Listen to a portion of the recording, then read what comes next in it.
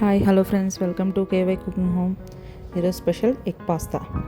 First ఒక బౌల్లో కొద్దిగా నీళ్ళు తీసుకోండి. అందులో కొద్దిగా ఉప్పు, కొద్దిగా ఆయిల్ వేసుకొని కొంచెంసేపు మరిగాక అందులో పాస్తా వేసుకోవాలి. అది కనీసం అంటే ఒక 90% ఉడికిన తర్వాత దాన్ని ఫిల్టర్ చేసుకోండి.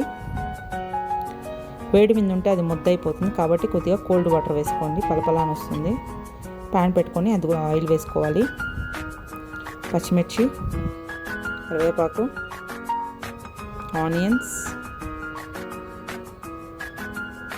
అది కొద్దిసేపు వేగాలి. వేగాక టమాటో, సాల్ట్, కొద్దిగా పసుపు,